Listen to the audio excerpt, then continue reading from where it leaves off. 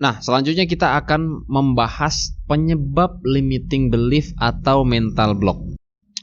Yang jadi pertanyaan, kok bisa terjadi mental block atau limiting belief? Seorang hipnoterapis menemukan bahwa manusia saat dilahirkan itu seperti kertas putih, dan yang ada di pikiran manusia hanyalah sebuah belief ataupun keyakinan, di mana masing-masing orang akan berbeda-beda dalam melihat suatu kejadian. Contoh, bisa saja saat ada seseorang yang kemudian Anda panggil namanya, malah dia lewat begitu saja sambil mengarahkan tangannya kepada Anda. Kira-kira apa persepsi Anda? Persepsi yang timbul tergantung dari pengalaman yang kita terima. Bisa saja kita katakan bahwa orang tersebut terburu-buru, atau bisa juga mengatakan bahwa orang itu sombong, dan lain sebagainya. Semua itu tergantung dari dunia internal kita. Contoh, ketika kita masih kecil, saat kita sedang memegang uang, lalu orang tua kita mengatakan gini, jangan pegang uang itu kotor. Nah, saat sudah dewasa, setiap harus mencari uang, maka terjadi pengalaman yang sudah terkumpul dari kecil hingga masa dewasa, membuat tidak mau mencari uang.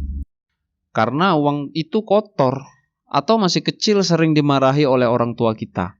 Dianggap bahwa kita tidak mampu mengerjakan sesuatu. Lalu kita menangis.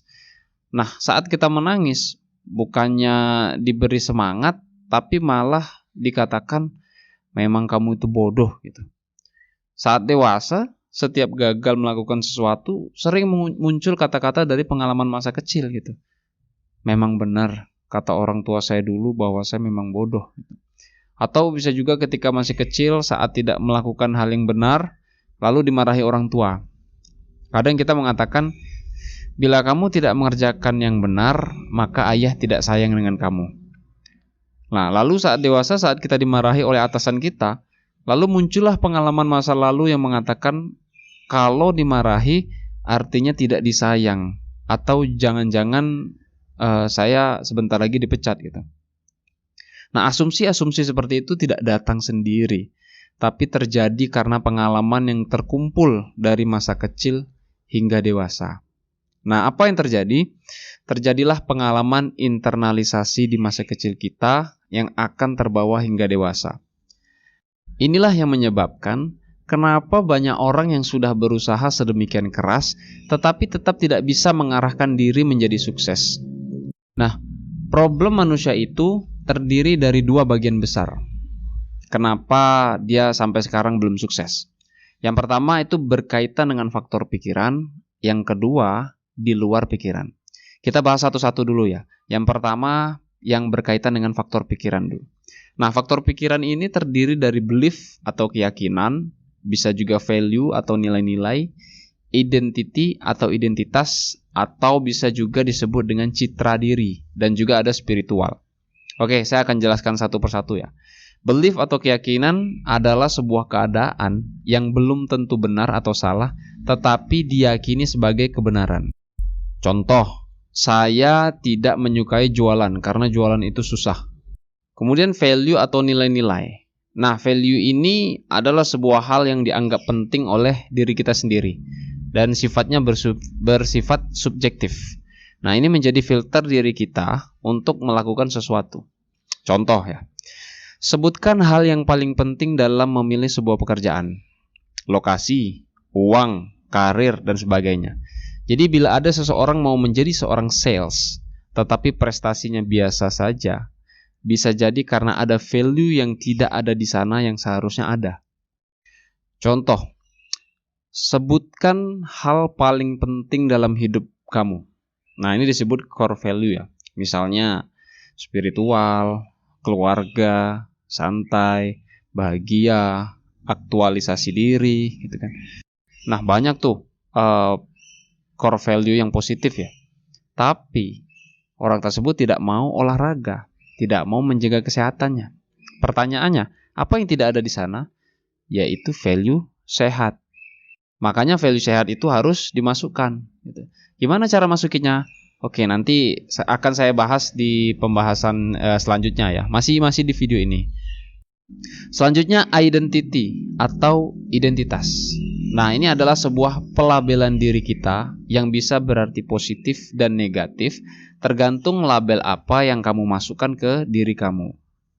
Contoh ya, misalnya diberi pertanyaan seperti ini. Siapa sih kamu di dalam konteks pekerjaan? Orang pertama menjawab, saya hanya karyawan biasa. Orang kedua menjawab, saya adalah seorang yang pintar dalam bernegosiasi. Dan orang ketiga menjawab, saya adalah leader yang luar biasa. Nah, apa yang kamu lihat dari 3 orang tadi? Yang satu menganggap dirinya biasa saja, sedangkan yang kedua dan ketiga menganggap dirinya luar biasa. Kira-kira mana yang akan lebih sukses? Pasti orang yang mempunyai identitas yang bagus. Faktor berikutnya adalah spiritual. Nah, spiritual di sini tidak selalu berkaitan dengan Tuhan ya, tetapi juga bisa berkaitan dengan visi misi atau untuk siapa dia melakukan hal yang kontekstual tadi. Contoh, misalnya kalau ada pertanyaan gini, kamu bekerja untuk siapa lagi? Gitu kan? Saya bekerja untuk membantu orang lain agar menjadi luar biasa. Nah, keempat hal tadi, mulai dari belief, value, identity, spiritual, itu akan menunjang satu sama lain dan saling berkaitan. Bila identitasnya bagus, maka value atau belief biasanya juga bagus. Nah, faktor yang pertama tadi yang berkaitan dengan pikiran yang ada di dalam diri kita. Selanjutnya kita lanjut pada faktor yang ada di luar pikiran. Nah, faktor di luar pikiran ini mencakup lingkungan, kemudian perilaku atau kebiasaan, dan juga kemampuan. Nah, lingkungan yang dimaksud di sini adalah lingkungan di mana tempat kita tinggal atau kita bergaul. Lingkungan kita akan berpengaruh kepada faktor kesuksesan kita. Nah, mental block ini bisa saja tercipta dari lingkungan. Bahkan saya secara pribadi ya, tidak membaca koran atau berita-berita yang menyeramkan. Karena saya tidak mau mengotori pikiran dengan sampah-sampah, dengan berita-berita yang tidak berguna. Apapun yang saya masukkan ke dalam pikiran, itu akan berpengaruh kepada tindakan saya. Nah, kalau kita percaya bahwa pasar lagi sepi, kalau tidak berhasil jualan, akan mempercayai bahwa memang lagi sepi, sehingga kita tidak bisa menjadi maksimal dalam bekerja. Bahkan ada ya seorang motivator yang mengatakan bahwa kalau kamu mau menjadi hebat, pilihlah 5 orang teman terbaik kamu, dan mereka juga menganggap kamu teman baiknya. Nah, coba sekarang kamu jumlahkan gaji mereka dibagi dengan 5, maka itu adalah besar pendapatan kamu sekarang. Nah, bila angka tersebut lebih besar, artinya kamu sudah memilih teman yang benar. Nah, tapi bila pendapatan mereka kecil dari pendapatan kamu, maka kamu sudah salah memilih teman. Nah, karena ini akan berpengaruh kepada penghasilan kamu.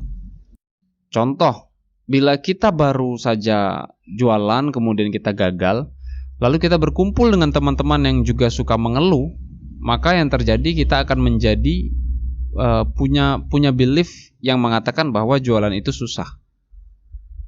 Kemudian faktor berikutnya adalah perilaku atau behavior. Nah, perilaku yang kita ambil apakah sudah mencerminkan diri kita, baik cara berbicara, cara bertingkah laku, cara kita berpakaian, dan lainnya. Contoh, kalau misalnya kita mau menunjukkan diri bahwa kita adalah orang yang sukses, maka tunjukkan cara kita berpakaian gitu. Kalau kita mau dikenal sebagai leader yang baik, apakah kita sudah belajar dan bertingkah laku seperti leader yang baik gitu. Nah, di sini lebih berbicara mengenai walk the talk dan talk the walk. Apa yang kita bicarakan apakah sesuai dengan perilaku kita, atau perilaku kita apakah sudah sesuai dengan apa yang kita bicarakan. Faktor selanjutnya yaitu kemampuan atau capability.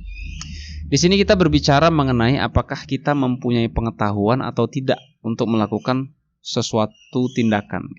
Apakah kita mau belajar secara terus-menerus untuk mencapai keahlian? Karena kadang saya menemukan orang yang mempunyai belief bahwa dia sales yang luar biasa, tetapi kemampuan menjualnya sangat jelek gitu. Sehingga lama-lama belief yang sudah ditanamkan kepada dirinya itu akan rusak.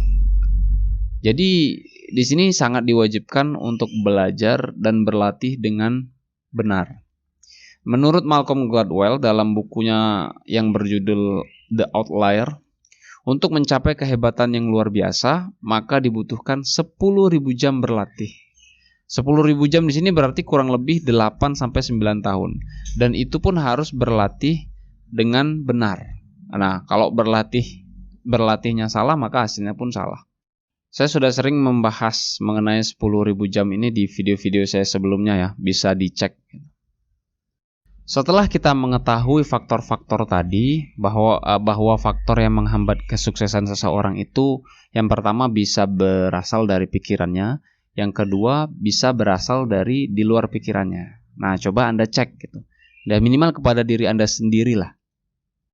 Karena ada orang yang memang faktor pikirannya bagus dan sangat positif, tetapi faktor lainnya itu sangat jelek. Nah, maka hasilnya pun juga jelek. Sedangkan bila faktor lainnya bagus, misalnya punya skill yang bagus, kemudian lingkungannya bagus, behaviornya bagus, tetapi orangnya tidak mempunyai keyakinan yang bagus, bahkan identitas yang bagus, maka juga akan berpengaruh kepada kesuksesan dirinya. Bila masalahnya adalah faktor pikiran, maka sangat disarankan untuk meningkatkan atau melepaskan mental block tadi dan menciptakan citra diri atau identitas yang positif. Nah, tetapi bila faktor lainnya yang sangat berpengaruh, maka disarankan untuk meningkatkan atau mengidentifikasikan lingkungannya dulu atau perilakunya. Dicek dulu. Apakah perlu diberikan training dengan keahlian tertentu atau keahlian yang seharusnya dia miliki. Pertanyaannya, kenapa mental block itu tidak mudah untuk menghilangkannya? Jadi gini ya. Ilmu teknologi pikiran itu mengatakan bahwa pikiran dibagi menjadi 3 bagian, yaitu pikiran sadar atau conscious, pikiran bawah sadar atau subconscious, serta pikiran tak sadar atau unconscious.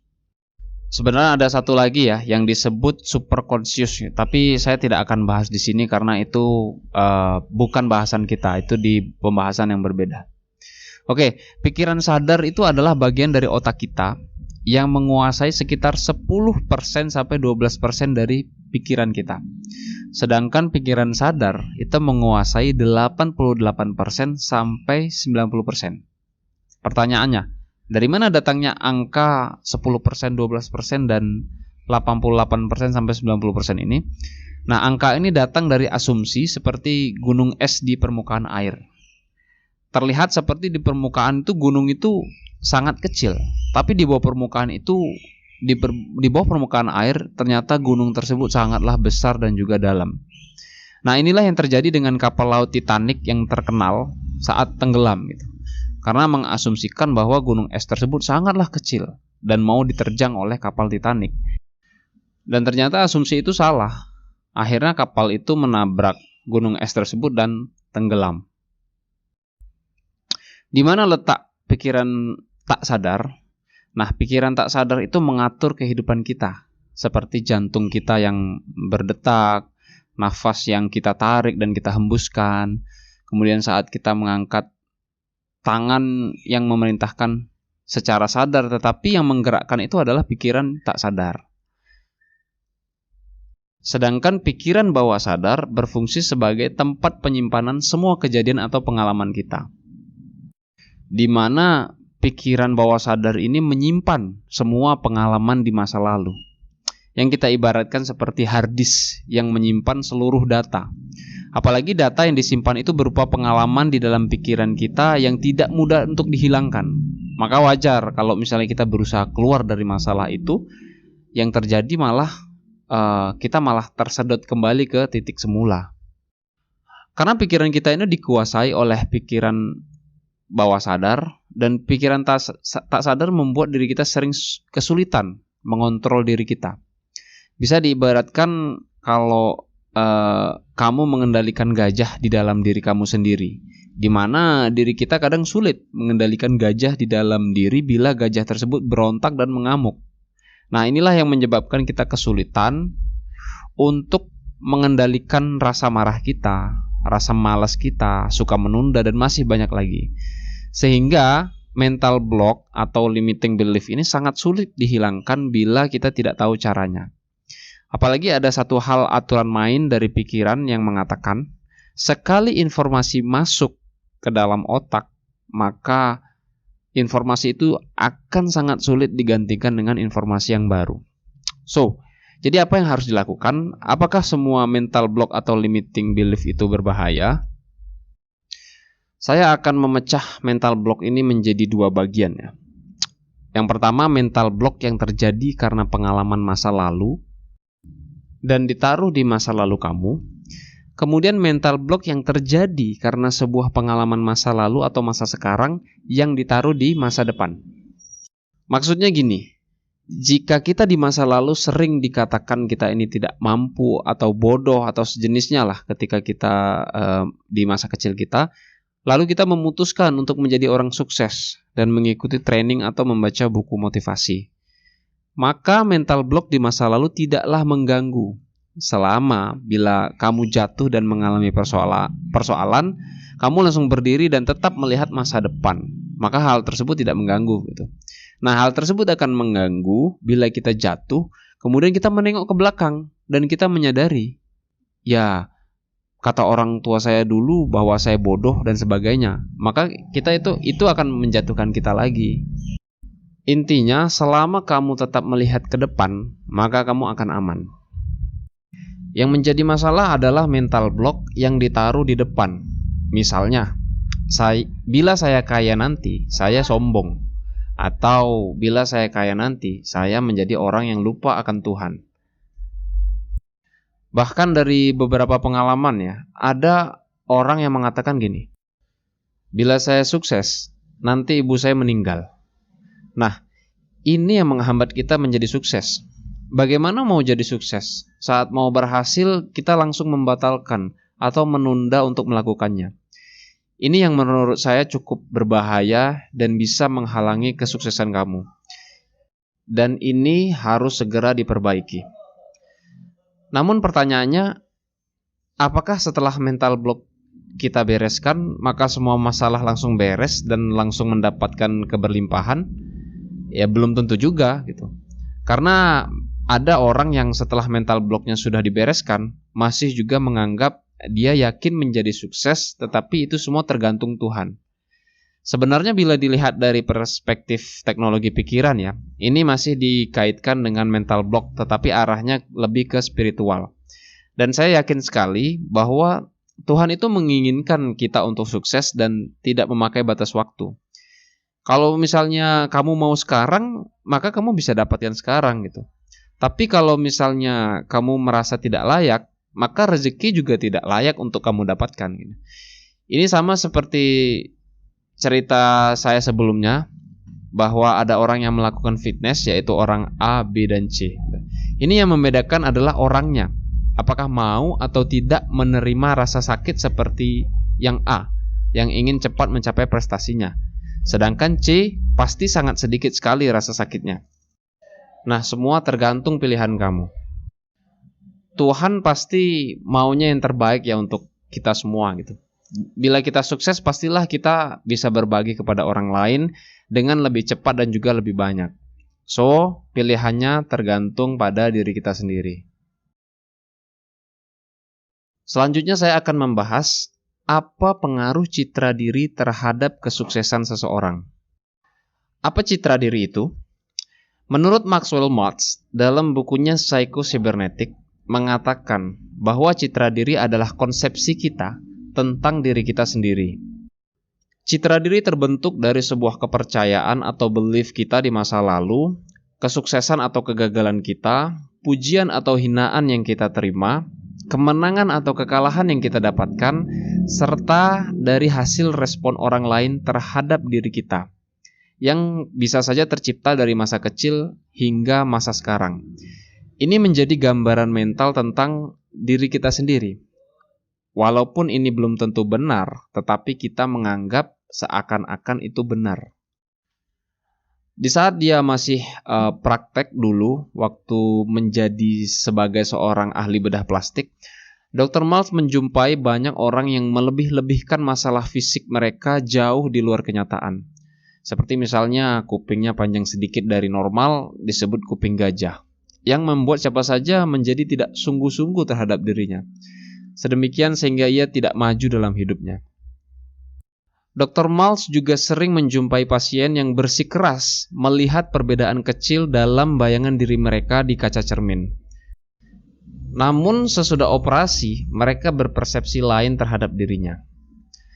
Dr. Maltz yakin bahwa citra diri atau gambaran mental dalam diri sering dirusak karena trauma atau kejadian yang membuat kita terluka secara emosional. Beliau melakukan penelitian dan mengkonsultasi ratusan pasien dengan ilmu pengetahuan yang dia miliki. Kemudian Dr. Maltz mengembangkan pemahaman unik terhadap gambaran batin dan bagaimana gambaran ini terbentuk dan memperkuat parameter keberhasilan dan kebahagiaan seseorang. Citra diri ini tersimpan di dalam pikiran bawah sadar dan menjadi batasan-batasan kepercayaan atau limiting belief atau mental block. Bukan kita saja yang menanamkan sesuatu di bawah pikiran bawah sadar kita. Bahkan orang di sekitar kita seperti kakek, nenek, orang tua, saudara, dan lingkungan juga mempengaruhi kita. Dan mereka secara tidak langsung memprogram diri kita dengan citra diri yang mereka persepsikan terhadap kita. Dan ini bisa saja menjadi hambatan buat diri kita. Dalam uraian Dr. Maltz mengatakan ada kliennya yang tidak menyukai dirinya sendiri, khususnya fisik, setelah dilakukan operasi plastik pada mukanya. Maka orang tersebut mempunyai citra diri yang positif mengenai dirinya. Padahal sifat orang tersebut tidaklah diubah, hanya fisik mukanya saja yang dirubah. Tetapi dengan perubahan wajahnya tersebut, maka karakter dan citra diri orang tersebut juga berubah. Bahkan juga ada sebuah kasus yang ditangani oleh Dr. Maltz. Seseorang mempunyai sifat yang sangat buruk, bahkan cenderung kriminal, bisa berubah menjadi orang yang baik hanya dengan melakukan operasi plastik pada wajahnya. Menurut dia, hal ini sangatlah menarik. Beliau menganggap citra diri orang tersebut berubah seiring berubah wajahnya yang dioperasi tersebut. Di dalam sebuah sesi coaching, Dr. Maltz juga pernah menemukan orang yang citra dirinya buruk. Kemudian dia melakukan coaching terhadap orang tersebut dan telah menggunakan berbagai cara menghilangkan mental block yang ada di dalam dirinya serta membuat dia telah berjalan sesuai dengan action plan yang telah ia buat. Tapi ternyata dia tetap tidak mendapat kemajuan yang berarti. Sampai suatu ketika dia bercerita, katakan saja namanya Iwan Suroso, yang merasa bahwa dirinya itu nggak berguna. Dia merasakan bahwa orang lain kok lebih mudah dalam melakukan sesuatu pekerjaan. Bahkan dia merasa orang lain cenderung beruntung. Dan dia juga mengatakan bahwa dia sangat membenci dirinya sendiri. Sambil dia mengatakan kepada dirinya nih, mau apa sih orang seperti ini? Gitu kan. Apalagi dia menambah nama baptis di depan namanya karena dia merasa bahwa dia benci nama belakang dia, yaitu Suroso tadi. Setiap dia menyebut nama Iwan Suroso, orang di sekitarnya menganggap meremehkan nama Suroso. Padahal itu cuma ada di pikiran dia. Dia membenci nama Suroso tadi karena itu juga nama keluarga dan nama ayahnya. Disinilah makanya susah sekali rezeki atau feeling keberlimpahan itu bakal hadir dan datang kepada dia. Bagaimana orang bisa menilai diri kita menjadi positif bila kita sendiri tidak suka dengan diri kita sendiri? Cintailah diri kita sendiri sehingga orang lain akan suka dengan kita. Citra diri yang positif bisa terbentuk bila kita mencintai diri kita lebih dari apapun. Citra diri yang positif maka akan menarik keberlimpahan yang positif pula. Mengenai kasus Iwan Suroso tadi, jadi ada beberapa hal yang bisa dilakukan untuk memperbaiki citra dirinya yang sudah terlanjur jelek di mata dia. Yang pertama, kami meminta dia untuk membuat surat cinta kepada dirinya sendiri, yaitu Iwan Suroso, dengan tulisan tangan. Kami meminta dia untuk menulis sebanyak 3 halaman A4, sebanyak 6 halaman surat cinta. Contoh surat cinta ya. Surat cinta untuk Iwan Suroso. Saya mencintaimu Iwan Suroso dengan segenap hati, karena engkau selama ini telah menjadi seorang yang baik dan layak dicintai. Mungkin selama ini banyak orang yang tidak mencintaimu, tetapi saya mencintai kamu apa adanya. Dengan segala kelebihan dan kekuranganmu, saya mencintaimu. Walau selama ini mungkin saya merendahkan dirimu, saya suka marah dengan dirimu, saya kadang suka kesal dan sangat marah sama kamu, padahal saya sadar, tanpa dirimu, tanpa ketegasanmu, saya tidak bisa dalam kondisi stabil seperti sekarang. Saya menyukai ketekunanmu saat berdoa, saya mencintaimu selalu, dan seterusnya. Dilanjutkan dengan langkah yang kedua. Besok paginya selama 21 hari tanpa putus, kami meminta dia untuk membuat minimal 10 hal yang positif mengenai dirinya sendiri. Bila dalam menulis ada sesuatu lagi yang positif, kami meminta untuk menambahkan lagi listnya, dan wajib dibaca setiap pagi setelah berdoa di depan kaca. Contoh, saya menyukai diri saya karena saya pintar. Saya senang dengan keramahan saya. Saya sangat senang karena Tuhan memberikan saya pekerjaan. Saya suka dengan ketegasan saya. Saya suka dengan ketekunan saya saat berdoa. Saya menyukai ketenangan saya. Saya menyukai keberanian saya, dan seterusnya.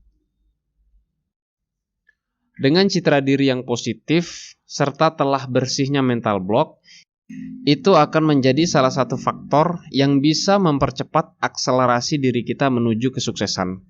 Karena dengan kita mencintai diri kita sendiri, maka orang lain juga bisa mencintai diri kita. Bila kita sudah mencintai diri sendiri, maka rezeki atau keberlimpahan akan menyertai kita. Faktor kesuksesan yang kita bahas di sini, khususnya citra diri, adalah bagian dari 7 faktor kesuksesan yang saya intisarikan saat perjalanan hidup saya dan melihat serta memodel orang sukses. Adapun ketujuh daripada faktor sukses itu adalah, yang pertama, goals, punya tujuan dalam hidup. Yang kedua, skill dan kompetensi, belajar secara terus-menerus walaupun sudah mengetahuinya. Yang ketiga, state of mind. Ini merupakan mental block, citra diri, dan positive thinking. Yang keempat, melepaskan masa lalu. Bila kita tidak memaafkan masa lalu kita, maka sulit untuk menarik rezeki ke dalam hidup kita. Yang kelima, God factor. Di sini termasuk sedekah, cara berdoa, dan bersyukur. Yang keenam, passion. Punya hasrat dan tahu apa hasrat untuk suksesnya. Dan yang ketujuh, people skills. Mempunyai kemampuan relationship dengan baik terhadap orang lain. Oke, selanjutnya kita akan bahas mengenai hukum tarik-menarik atau yang dikenal dengan law of attraction. Nah, ini juga berkaitan dengan mental block yang sudah kita bahas sebelumnya. Mungkin kamu sudah pernah dengar ya tentang law of attraction atau hukum tarik-menarik yang cukup heboh sekitar beberapa tahun yang lalu. Hukum tarik-menarik ini memang benar-benar saya rasakan ada dalam kehidupan saya dan juga ada dalam kehidupan teman-teman semua. Awalnya saya sempat bingung mengenai hukum ini karena mereka mengatakan bahwa hukum ini terjadi bila kita mempunyai aura positif, maka akan menarik sesuatu yang positif juga. Aura negatif akan menarik hal yang negatif juga.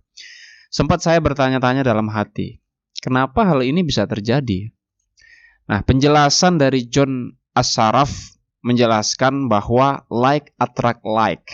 Kita akan menarik sesuai dengan apa yang kita rasakan.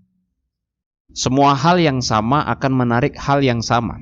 Pertanyaannya, bagaimana caranya bisa berpikir positif sehingga bisa menarik hal yang positif juga? Karena yang terjadi banyak sekali hal negatif yang terjadi dalam kehidupan kita, bahkan vibrasi kita pun menjadi negatif. Masalah berkaitan dengan mental block, limiting belief, blueprint, serta melepaskan masa lalu itu memegang hal yang besar terhadap vibrasi kita. Seandainya kita sudah berpikir positif dan menarik hal yang positif, tetapi yang terjadi di lingkungan kita itu malah negatif, akhirnya menarik dan bervibrasi menjadi negatif. Sekarang saya coba bertanya, pernah nggak kamu merasakan ketika kamu masuk ke dalam sebuah ruangan yang penuh dengan teman-teman kamu, dan mendadak semua berhenti berbicara dan kamu merasakan vibrasi perasaan yang aneh dan tidak enak? Atau pernahkah ketika kamu berjalan di suatu tempat yang rawan dan merasakan vibrasi yang tidak enak seperti akan terjadi sesuatu? Nah, itulah efek vibrasi dan aura yang tidak enak tadi. Hal yang negatif akan menarik hal yang negatif. Hal yang positif akan menarik hal yang positif. Bahkan tidak jarang ada beberapa kasus yang mengatakan bahwa seseorang itu membenci suaminya karena suaminya pernah selingkuh. Dan yang menariknya, istri tersebut membantu suaminya dalam bisnis perdagangannya. Nah, yang anehnya, 11 order besar dia batalkan tanpa sebab. Padahal sebelumnya sudah positif gitu. Yang menariknya lagi, saat dia dalam emosi negatif yang sangat kuat, ayahnya jatuh dari motor sehingga tangan ayahnya keseliu. Ini benar-benar efek hukum tarik-menarik. Karena ibu tersebut mencurigai bila sukses besar, maka suaminya akan kembali selingkuh kembali. Nah, inilah mental block yang menghambat kesuksesan. Menurut Catherine Powder, salah satu penulis buku Dynamic Law of Prosperity, mengatakan bahwa segala sesuatu yang kita pancarkan lewat pikiran, perasaan, citra mental, dan tutur kata kita akan didatangkan kembali ke dalam kehidupan kita. Dan itu semua dimulai dari ketika kita bangun tidur di pagi hari. Bila kita sedang dalam kondisi yang tidak enak, maka satu hari tersebut akan menjadi bad mood. Ini sangat mempengaruhi hukum tarik-menarik yang positif. Ketika kita berpikiran negatif, maka kita akan menarik hal yang negatif. Bila kita berpikir positif, maka kita akan menarik hal yang positif untuk datang ke kehidupan kita. Maka tidak heran ketika mental block kita mengatakan tidak mampu untuk melakukannya, maka kita tidak dapat melakukannya. Bahkan rezeki pun akan menjauhi kita.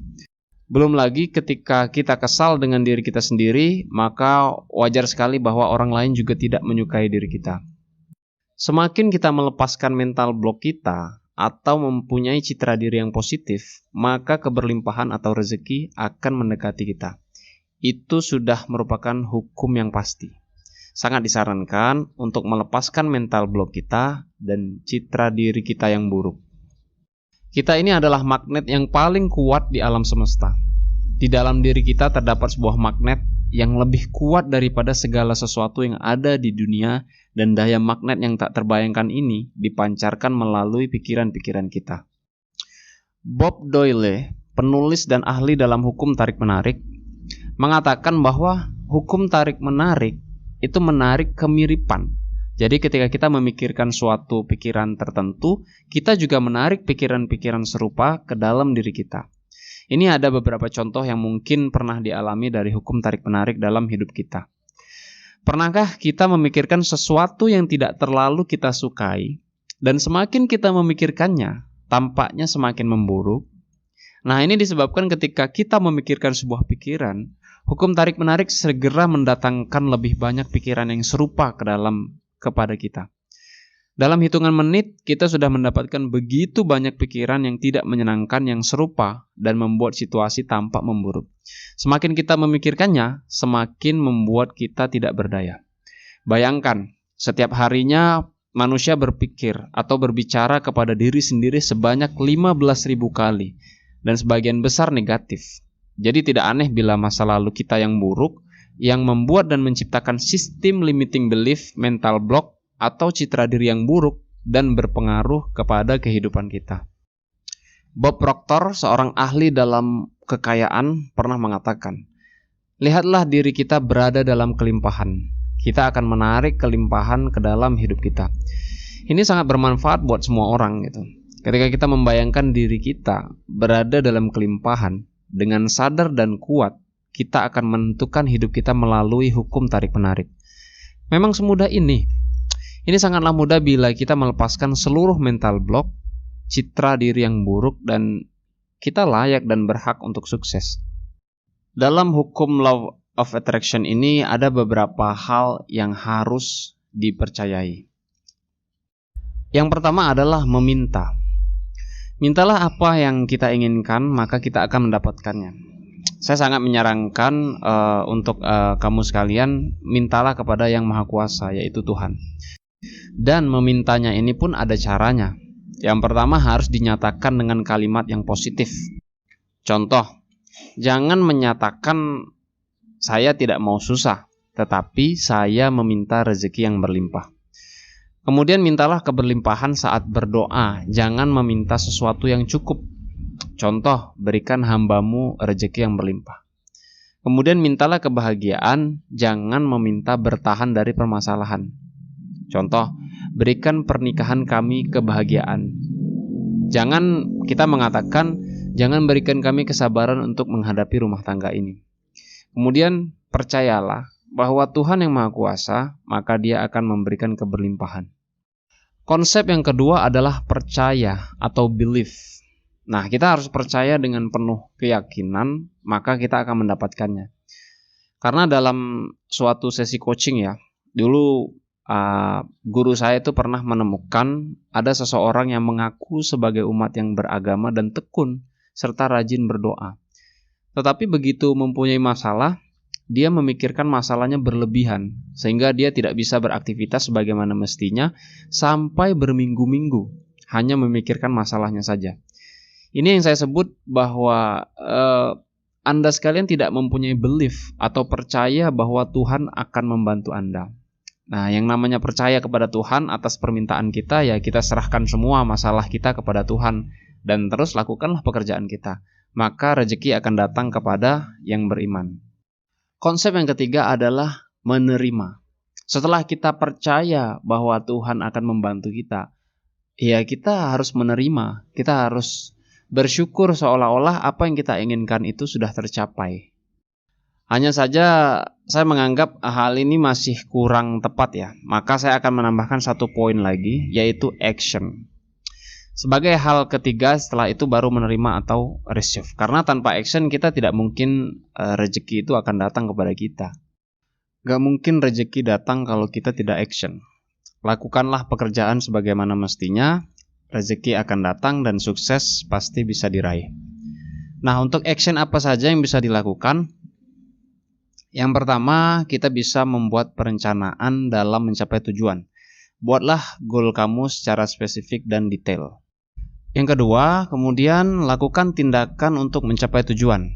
Buatlah setiap tindakan yang harus dilakukan untuk mencapai tujuan tersebut.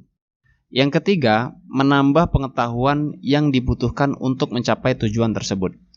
Belajar secara terus-menerus akan membuat kamu mampu mencapai apa yang kamu inginkan. Tambah terus pengetahuan kamu sehingga pada saatnya nanti akan berguna.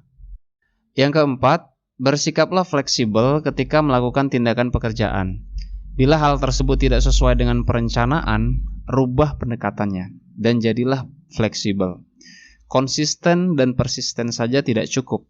Fleksibel sangat diperlukan untuk mencapai tujuan. Lalu, apa pengaruh kata-kata terhadap vibrasi? Di dalam dunia teknologi pikiran, kata-kata memegang peranan yang sangat besar dalam memprogram pikiran kita. Itu juga berpengaruh bukan hanya untuk memprogram pikiran, tetapi juga berpengaruh untuk vibrasi positif atau negatif yang terpancar.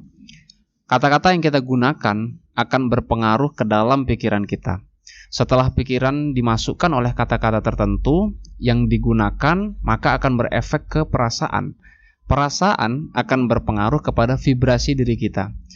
Kalau kata-kata yang digunakan positif, maka pikiran akan positif dan itu akan berpengaruh ke perasaan yang positif pula. Oleh sebab itu, teknik positive inventory di bagian nanti akan saya jelaskan salah satu teknik yang bisa digunakan untuk melepaskan mental block gitu. Nah, agar vibrasi yang terpancar menjadi positif, hindari kata-kata yang berefek negatif dalam kehidupan. Ada 4 tahap yang harus dilakukan. Yang pertama, mengganti kata-kata yang negatif menjadi positif. Kemudian, kata yang negatif yang sudah dirubah menjadi positif tadi ditambah dengan kata karena. Kemudian kita melakukan afirmasi positif dengan memasukkan saya dalam proses. Dan yang keempat, merasakan vibrasi dan mengirimkan intensi keberlimpahan. Oke, sekarang kita akan membahas setiap tahapnya. Tahap pertama yaitu mengganti kata-kata yang negatif menjadi positif. Misalnya kita tuliskan nih kata-kata negatif yang kita tidak inginkan. Misalnya gini, saya tidak mau susah, saya sulit untuk sukses, saya tidak mau miskin, saya tidak ingin malas, misal, dan sebagainya gitu. Kalau misalnya kita lihat kata-kata tadi itu sebenarnya bukan kata-kata negatif, tetapi di dalamnya itu mengandung kata negatif seperti susah, sulit, miskin, malas gitu. Jadi sebaiknya kata-kata tersebut harus diubah dengan menggunakan kata-kata yang positif. Misalnya, saya tidak mau susah diubah menjadi saya bahagia. Saya sulit sukses diubah menjadi saya mudah untuk sukses bila tahu caranya. Saya tidak mau miskin diubah menjadi saya berkelimpahan. Saya tidak ingin malas diubah menjadi saya rajin. Kemudian yang kedua, kata negatif yang sudah diubah menjadi positif ditambah dengan kata karena. Karena kata karena di sini berefek seperti penguatan kata atau kalimat sugestif yang membuat alasan itu menjadi lebih kuat dan berefek ganda. Jadi ketika kita menginstal program atau pikiran tertentu itu ada alasan yang lebih memberdayakan. Contoh tadi ya, saya tidak mau susah diganti menjadi saya bahagia. Lalu ditambah kata karena. Jadi saya bahagia karena saya diberikan kemudahan dari Tuhan dan saya adalah orang yang diberkati. Atau misalnya tadi contohnya saya tidak mau miskin diganti menjadi keberlimpahan. Nah lalu ditambah kata karena. Saya berkelimpahan karena Tuhan memberikan berkat atas perbuatan baik dan berderma kepada orang yang kesulitan. Coba kamu rasakan kata-kata di atas tadi dengan kalimat karena. Lebih terasa efek kuatnya untuk hidup kita. Nah, kesuksesan itu didapat bila kita action gitu. Banyak yang ingin sukses tetapi tidak mau melakukan latihan. Jadi izinkan diri kita dan putuskan diri kita untuk sukses. Mulai sekarang silahkan luangkan waktu teman-teman untuk latihan sesuai dengan yang saya jelaskan tadi. Tahap yang ketiga, lakukan afirmasi dengan tambahan kalimat saya sedang dalam proses. Nah, lakukan ini setiap hari setelah teman-teman bangun tidur di depan kaca. Ulangi terus kata-kata tersebut dengan menggunakan emosi yang positif, misalnya emosi gembira, bersyukur, dan lain-lain setiap hari sebanyak 10 kali dan dilakukan selama 21 hari. Dan sangat disarankan melakukan afirmasinya itu dengan kalimat saya sedang dalam proses. Contoh, saya sedang dalam proses berkelimpahan karena Tuhan memberikan berkat atas perbuatan baik dan berderma kepada orang yang kesulitan. Pertanyaannya, kenapa ditaruh kalimat dalam proses? Nah, karena dengan kalimat dalam proses, pikiran bawah sadar kita menyatakan bahwa kalimat di atas adalah sesuai dengan kenyataan. Sehingga bila dilakukan dengan kalimat tanpa saya sedang dalam proses, yang terjadi otak kita akan menolaknya karena tidak sesuai dengan fakta dan kenyataan. Apalagi untuk orang yang analisanya sangat tinggi, maka itu akan ditelan mentah-mentah oleh pikiran bawah sadar kita. Nah, dengan cara tadi, maka kita akan mempunyai vibrasi yang positif dan kita pun memanfaatkan ketertarikan rezeki untuk datang kepada kita. Nah, tahap yang keempat adalah vibrasi dan mengirimkan intensi keberlimpahan. Nah, caranya gimana? Pertama, kita mengimajinasikan sesuatu yang berkaitan dengan keberlimpahan. Misalkan, kita tadi memasukkan kalimat afirmasi seperti ini. Saya sedang dalam proses mencapai kesuksesan karena saya bisa membantu orang lain. Nah, kita bisa sambil membayangkan bahwa uang datang dengan mudah kepada kita. Atau kita melihat bisnis kita menjadi ramai dan sebagainya. Nah, ini juga dilakukan dengan melakukan afirmasi tahap 3. Kita rasakan seperti kita menarik sesuatu yang positif sesuai dengan kalimat yang kita vibrasikan datang ke dalam kehidupan kita. Begitu kuatnya perasaan itu sehingga kita rasakan benar-benar menarik. Bahkan bila perlu lakukan visualisasi saat mengucapkan kalimat afirmasi dan menarik sesuatu. Nah, ini yang disebut berkelimpahan. Tarik terus dan visualisasikan itu semua datang kepada kita. Nah, sangat dianjurkan ini dilakukan secara rutin hingga kita merasakan cukup dan hal itu sudah terjadi kepada kita. Perasaan berkelimpahan ini harus benar-benar dilakukan secara rutin bila kamu mau mendapatkan efek yang luar biasa.